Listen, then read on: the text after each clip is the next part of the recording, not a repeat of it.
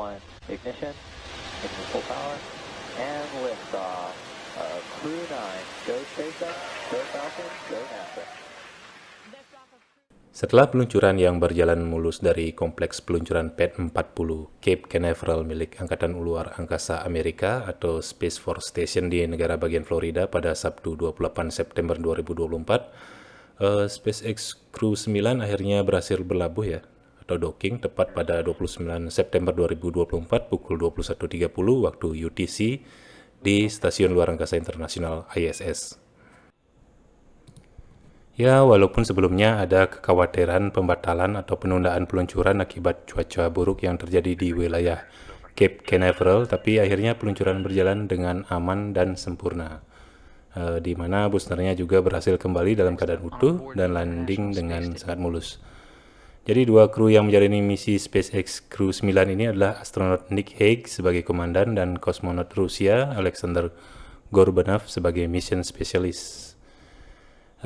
Ada yang menarik dari misi kali ini karena seharusnya kru SpaceX Crew 9 ini ada 4 orang, jadi 2 batal ikut, diantaranya Zena Cartman dan Stephanie Wilson. Mereka batal ikut untuk mengisi ruang 2 kursi tersisa untuk menjemput 2 astronot NASA, Butch Wilmore dan Suni Williams, yang saat ini sedang terdampar di ISS karena kapsul Boeing Starliner mengalami masalah ya, dan tidak aman untuk ditumpangi dan harus kembali ke bumi tanpa mereka.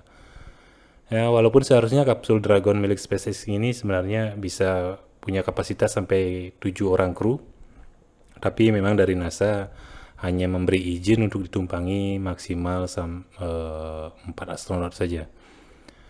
Untuk 2 astronot yang menjalani misi kali ini profilnya cukup menarik, di mana Nick Hague ini sempat punya pengalaman gak enak ya, hampir merenggut jiwa bersama Alexei Oshinin yang saat nebeng dengan kapsul Rusia pada misi peluncurannya dengan Soyuz MS-10 pada Oktober 2018, di mana saat itu terjadi kegagalan roket boosternya menghantam center core di tengah-tengah perjalanan menuju ISS.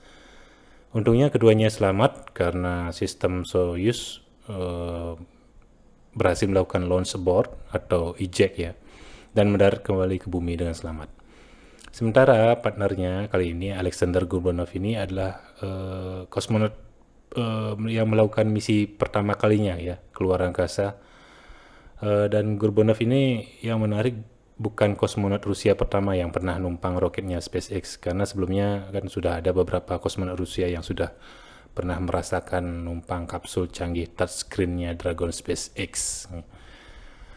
Perlu kita ketahui NASA dan Roskosmos kan memang sudah sering bertukar tumpangan untuk misi penerbangan ke ISS, apalagi selepas pensiunnya pesawat ulang-alik pada 2011 silam.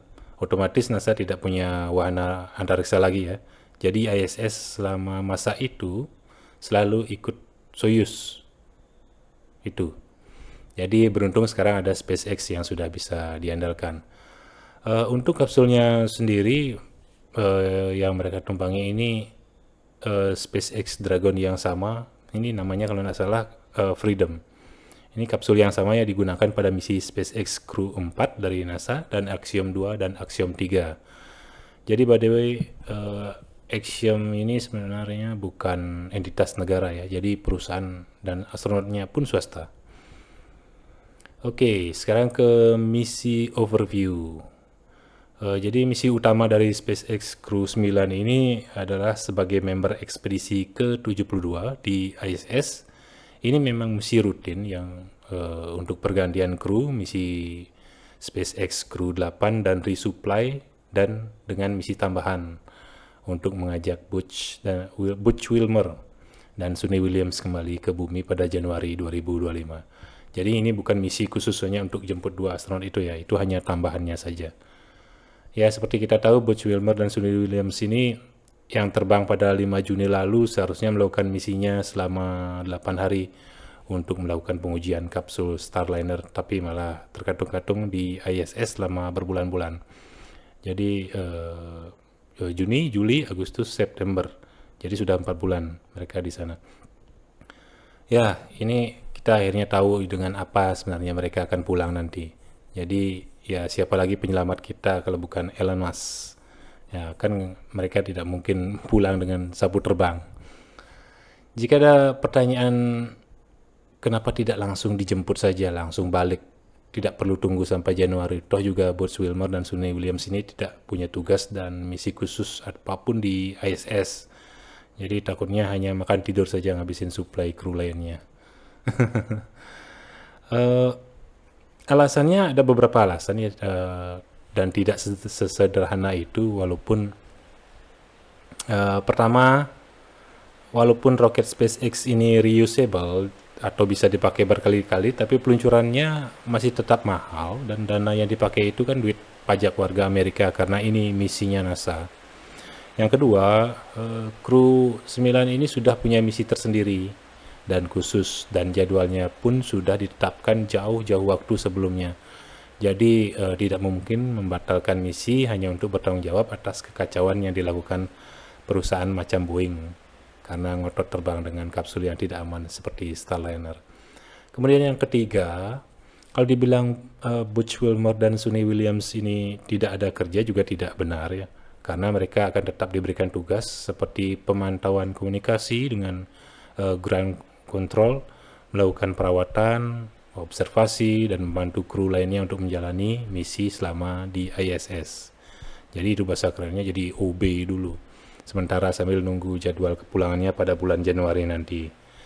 Nah, yang menarik nanti kita tunggu apakah Butch Wilmore dan Suni Williams ini akan ikut pulang bersama SpaceX Crew 9 memakai pakaian luar angkasa atau spacesuitnya dari Starliner yang warna biru itu ya, atau sudah disediakan oleh SpaceX agar kelihatan seragam. Karena jika keduanya masih memakai spacesuit Starliner ini akan menjadi pemandangan yang sangat menarik dan mungkin pertama kali dalam sejarah penerbangan antariksa. Oke guys, nah jadi itu dulu update berita antariksa kali ini.